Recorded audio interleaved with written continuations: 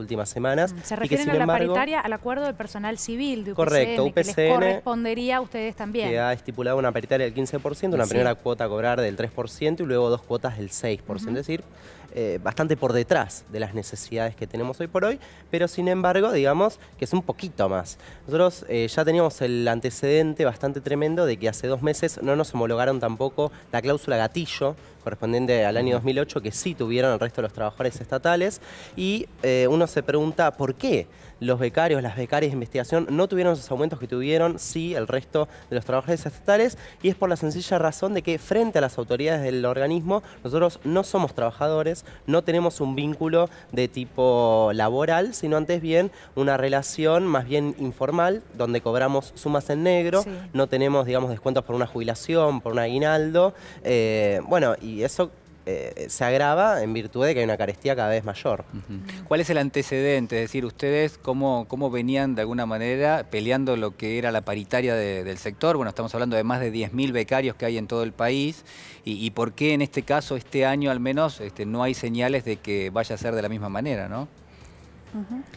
Y bueno, en años anteriores el aumento de los becarios corría detrás del aumento de la paritaria firmada por UPCN, pero este año todavía no tenemos certezas de que eso vaya a ocurrir, sobre todo con el antecedente de que todavía nos deben la cláusula gatilla, que era un 2%, un mínimo. ¿Y qué le dicen las autoridades? ¿Ustedes han reclamado? El CONICET una y otra vez nos dice que ellos no tienen presupuesto, que solicitan partidas extras al Ministerio de Ciencia y están esperando justamente eso, una partida para poder dar un aumento, aunque sea esta mínima cláusula, no la pueden cubrir con su presupuesto.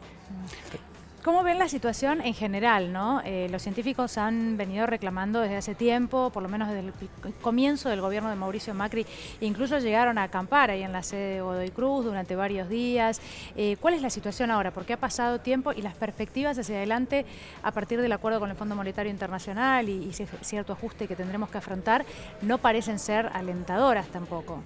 Sí, efectivamente en el sector venimos los últimos años con una movilización en alza. Igual cabe destacar que nosotros desde Jóvenes Científicos Precarizados hace ya varios años, y no solamente en los últimos 3, que venimos organizándonos por los derechos laborales para los becarios, para las becarias, por esto que te comentaba de esta situación de precarización laboral en la cual un becario desarrolla sus actividades laborales.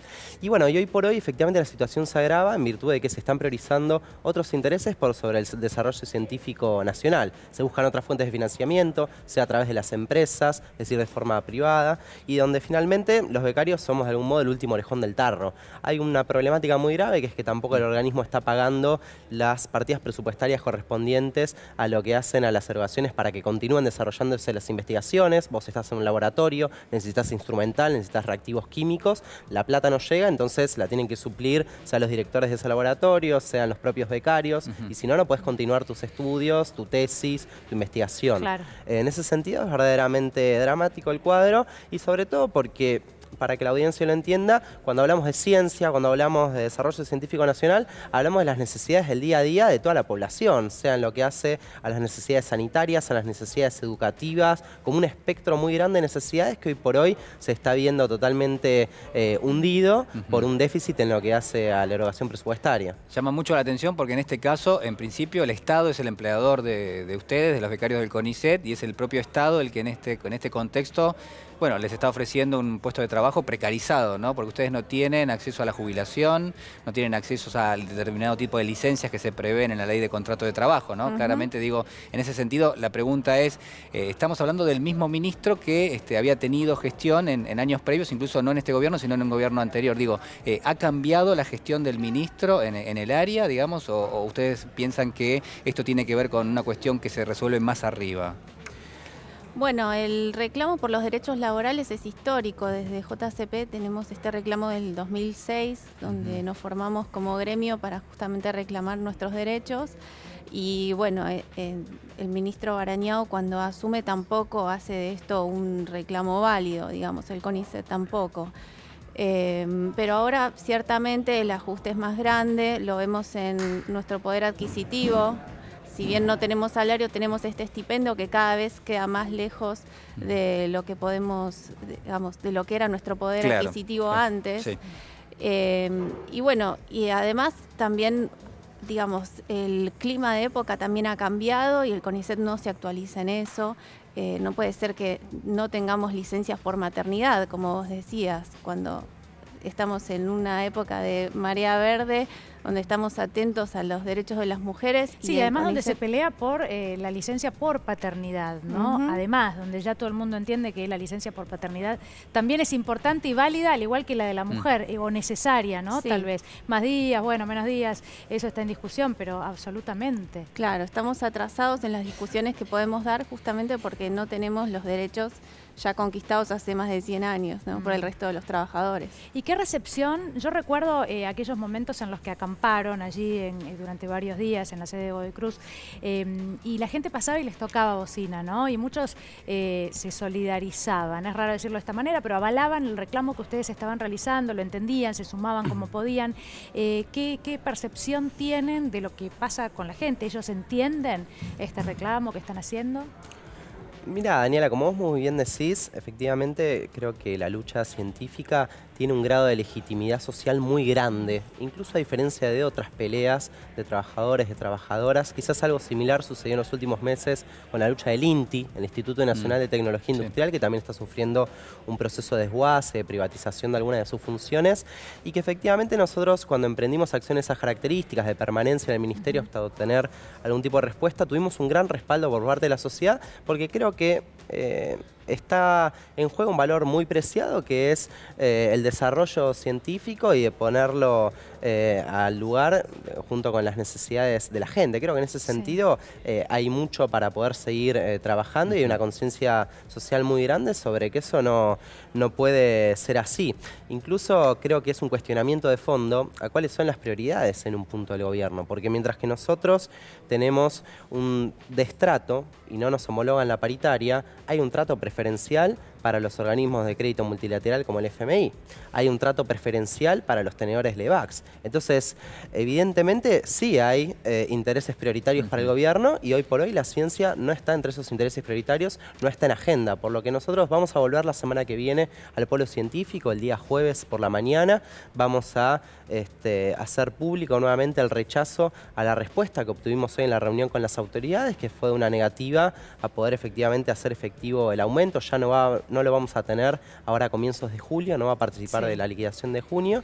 Y bueno, y por lo tanto seguir en esta pelea hasta efectivamente poder, en principio, conseguir ese aumento. Luego, por supuesto, una recomposición. Para que la audiencia tenga algún tipo de idea, nosotros como becarios estamos cobrando 18.900 pesos, una suma en negro. Solamente podemos trabajar aparte con una designación docente, no podemos tener más que un cargo docente. Y un becario doctoral, por ejemplo, de la Universidad de Buenos Aires, cobra 24.500 pesos. Es decir, 5.500 pesos de diferencia es mucha plata. Y bueno, por lo cual nuestro poder adquisitivo, como comentaba Mercedes, está verdaderamente muy por detrás de nuestras necesidades. Tenemos que pagar en nuestro bolsillo los congresos, todo lo que hace a el material que utilizamos en nuestras investigaciones, entonces es una situación que no da para más. Y esto se repite a lo largo de todo el país. Hoy hubieron acciones en Mendoza, en Viedma, en Tucumán, en distintos puntos donde los becarios hicieron también sentir su bronca. Yo quiero marcar esto, ¿no? Walter, vos decías recién, nosotros recibimos lo que es una asignación de 18.900 pesos. No es sueldo porque finalmente no se clasifica de esa manera. 18.900 pesos es prácticamente, son 18.800 la canasta básica total en la Argentina, que es la que sirve para medir la línea de pobreza. Quiere decir que un hogar que recibe menos que eso es considerado pobre en la Argentina. ¿Siempre ha sido así o de alguna manera el impacto que tiene la negativa del gobierno a negociar un reajuste los ha acercado mucho más a lo que es la línea de pobreza? Sí, ciertamente nos ha ajustado más a esa línea. Además, quiero remarcar que de esa suma nosotros, como decía Walter, tenemos que descontar gastos laborales, que los tenemos que pagar de bolsillo, también prepagas porque no tenemos obra social para nuestro grupo familiar, tampoco tenemos un subsidio ni para los jardines maternales de nuestros hijos, ni tenemos tampoco un jardín en nuestros lugares de trabajo, o sea que ese ingreso se ve muy recortado por todos los gastos que deberíamos tener cubiertos por nuestro empleador, que es el Estado. A ver, si alguien pensara del otro lado, porque a veces se argumenta esto, que en realidad, bueno, tal vez si hay que ajustar, o por lo menos de cara al ajuste que se viene, si hay alguno de los sectores en los que se puede ajustar, bueno, justamente puede ser la ciencia, puede ser la investigación. Y la verdad es que nos han explicado muchas veces que no es exactamente así, que en momentos de crisis o de mayor momento de carencias para cualquier país, es justamente la ciencia la que puede dar respuestas o seguir avanzando en ese sentido puede hacer que las cosas mejoren. A ver, ¿cómo lo pueden explicar ustedes, ¿no? Para aquellas personas que piensan, bueno, tal vez hay que ahorrar en esto, en este área. Ya, yo creo que si el gobierno verdaderamente tiene ganas de tomar cartas en el asunto y reducir el déficit fiscal, tiene que empezar quitándole los subsidios a las empresas de energía, a las empresas de gas, que hoy por hoy le está subsidiando tarifas dolarizadas. Ese es el gran problema finalmente en torno a la devaluación esta que hizo correr el mercado.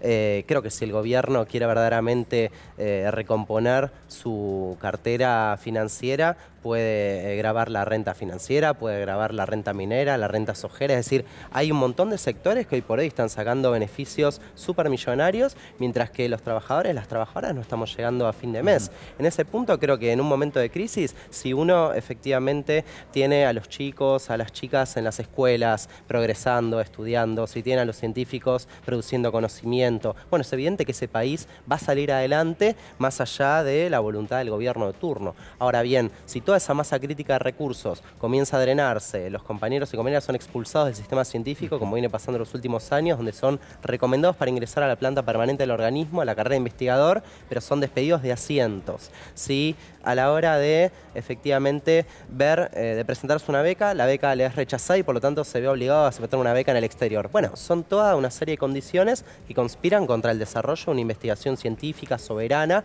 y en pos de un desarrollo del país, de las necesidades de la gente. Entonces, evidentemente hay una prioridad en el gobierno, pero hoy por hoy no está puesta ni en la educación ni en la ciencia. Hace varios meses también, nosotros ambos somos docentes universitarios en la Universidad de Buenos Aires, estamos en una pelea también paritaria porque nuestra paritaria no cerró y porque efectivamente también está retrasado el sueldo como docentes con relación a la canasta de pobreza. Ya ni siquiera estamos hablando de una canasta para poder vivir dignamente, incluso más. Si uno tiene en cuenta que el trabajador o la trabajadora que percibe un haber más o menos digno, qué sé yo, por encima de los 25 o 30 mil pesos, tiene que pagar ganancias, que es lo que le pasó a los compañeros investigadores, cuyo recibo de sueldo hace un par de meses fue de 0 pesos. ¿Por qué 0 pesos? Y bueno, porque no le habían hecho el descuento correspondiente los meses anteriores por el impuesto a las ganancias, que es un impuesto confiscatorio, porque en lugar de gravarse a los sectores más concentrados, se termina gravando al pueblo. Y bueno, si el gobierno quiere efectivamente recomponer el poder adquisitivo, que derogue el IVA, que es un impuesto que pagamos todos, de la señora hasta el niño que van al almacén a comprar de un caramelo hasta la leche. Y bueno, de esa manera el país va a poder salir para adelante. Claro, yo los escucho haciendo esfuerzos tratando de ver de dónde el gobierno tiene que disponer recursos, cuando en realidad ese es el rol del gobierno. Y claramente digo, hay un gobierno que tiene que tomar la decisión política de apoyar lo que es la investigación en temas de ciencia y de tecnología. Quiero preguntarles si ustedes piensan que existe una decisión del gobierno para achicar el sector, para achicar la cantidad de becarios y que se toman 2 o 3 definiciones con respecto a esto. Por ejemplo, no ajustarles la paritaria, no incorporarlos a la planta permanente y además, si uno quiere, escamotearles lo que son los recursos con los cuales ustedes trabajan, porque también esa es otra forma de achicar el sector, ¿no? Digo, ¿es esto lo que ustedes están viendo? Sí, desde ya. Dadas otras experiencias en otros países, las recomendaciones son invertir en ciencia el 6% del PBI. Acá se invierte menos del 1%. Y esto cada vez viene en baja, sin tener en cuenta la inflación y la devaluación de la moneda. O sea que hay un ajuste que es real. Y esto lo vemos cuando queremos continuar nuestras carreras científicas y no tenemos los recursos. Y también cuando vemos que el estipendio, digamos, el mal llamado estipendio, que es el salario de los becarios, baja tanto, también tiene algún tipo de intención de desalentar a los jóvenes para que elijan otras carreras, para que trabajen en otros lados y no sigan apuntando al CONICET como lugar de trabajo. Mercedes, Walter, hace unos días veíamos justamente un informe realizado por C5N que hablaba de los efectos del Fondo Monetario Internacional en Grecia, ¿no? Y contaban una realidad muy similar a la de hace algunos años en Argentina, cuando muchos jóvenes, sobre todo, digo, jóvenes sobre todo como la edad de ustedes, ¿no? Que decidían, bueno, irse de Grecia y profesionales, además, para obtener mejores oportunidades laborales. En algún momento esto pasó en la República Argentina también, y recordamos que luego vino un momento en el que los científicos fueron repatriados, bueno, hubo una gran cantidad de ellos que regresaron, y la figura del científico, ustedes me dirán si es así o no, fue un poco más valorizada. ¿Sienten ustedes que ahora hay como un retroceso en eso? Más allá de que se traduce concretamente en salario, en pérdida de derechos, pero que la figura se va valorizando cada vez menos, pues se le da menos importancia. Mira, Daniela, vos anteriormente mencionaban al ministro Barañao, aquel ministro panqueque que estuvo de un lado y del otro, tanto con el gobierno kirchnerista antes como ahora con el gobierno de Macri.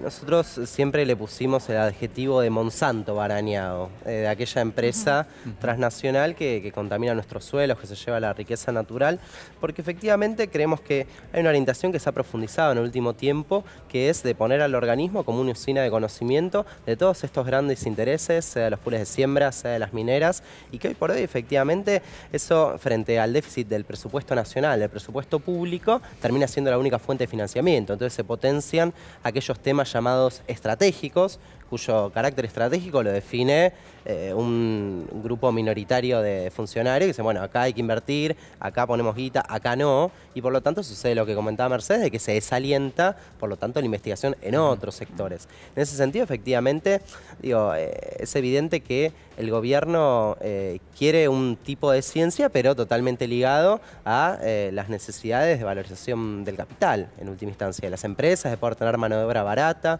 Es lo que sucede en las escuelas con esta secundaria del futuro, donde quieren que los chicos de quinto año hagan las prácticas como pasantías no remuneradas. Y bueno, y de alguna manera es una tendencia que apunta a degradar las condiciones de trabajo de la juventud, y finalmente somos parte de esa juventud que no solo acá en la Argentina, sino en un montón de países del mundo, los niní, que ni estudian ni trabajan, y por lo tanto nos preguntamos nosotros, bueno, ¿cuál es el horizonte entonces que nos convoca a este Estado? Nosotros creemos que tenemos mucho para dar, pero que efectivamente tampoco uno puede trabajar en estas condiciones porque si no, no hay investigación ni hay masa crítica que aguante. Y la posibilidad de trabajar fuera del país, perdón, desde lo personal, si a ustedes se le presentara la situación, que esperemos que no llegue, que no se dé, no sabemos cuándo, si es el momento, si no es el momento, pero ¿piensan en eso? Sí, todo el tiempo.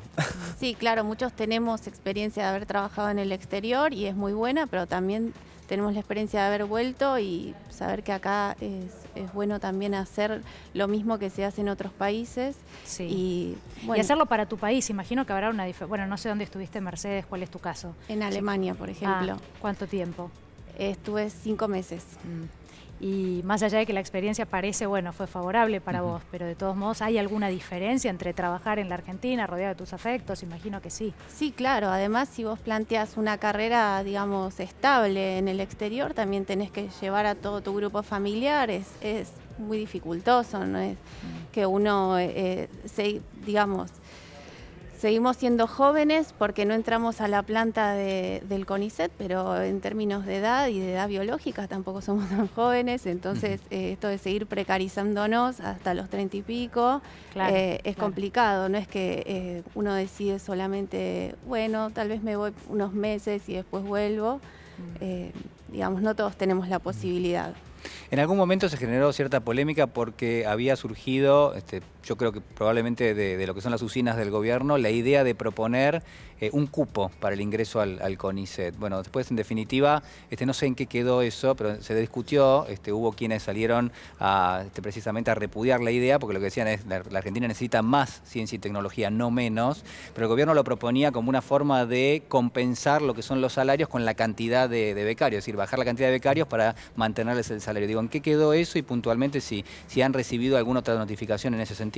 Sí, ese cupo ya está rigiendo de hecho, se ha publicado en el día de ayer la convocatoria a las becas que van a arrancar el año que viene y se redujo en un 10% el que sería el pool, la totalidad de las becas doctorales, postdoctorales, así como también en términos de lo que es el ingreso a la planta permanente del organismo al cabo de 5 a 7 años de esta relación laboral precarizada, etcétera. Bueno, ha pasado a ser de 600 ingresos, tenemos 300 es decir, un ajuste bastante drástico en lo que hace a la carrera de investigador científico, que es, digamos, el escalafón a donde todos apuntamos como un horizonte ideal. Ahora, yo quisiera destacar algo, y es que la salida al exterior no es una salida generalizada y tampoco posible para todo el mundo. Como bien señalaba Mercedes recién, todos tenemos familia, tenemos relaciones, tenemos una trayectoria y por lo tanto no es para nada sencillo, porque quizás a una persona dentro del hogar le sale esa posibilidad, pero el resto tiene una relación contractual y no la puede dar, el jardín de los chicos, o sea,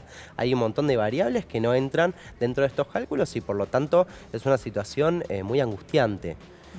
Con lo cual nosotros, bueno, vamos a redoblar nuestros esfuerzos para la semana que viene ser un montón. Vamos a hacer además acciones en el resto del país, en los centros científico-tecnológicos de todo el país, para que verdaderamente las autoridades de CONICET tomen nota de que acá hay un colectivo de trabajadores que está alerta y que no está dispuesto ni a hacer pasar este ajuste, ni a hacer precisamente la variable de ajuste de todo este plan, que en última instancia es un plan, decimos nosotros, de guerra contra los trabajadores, contra el pueblo trabajador, donde en última instancia terminamos siendo el pato de la boda.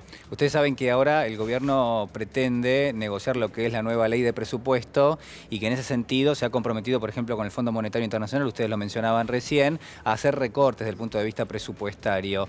¿Cuál es, en principio, la idea de ustedes en función de lo que el gobierno ya ha dicho que va a hacer seguramente, la propuesta para ir recortando muy probablemente también los presupuestos vinculados a ciencia y tecnología? Y nosotros obviamente siempre vamos a luchar porque ese presupuesto siga en aumento, pero muchas veces no tenemos, digamos, el poder de lobby que tienen otros.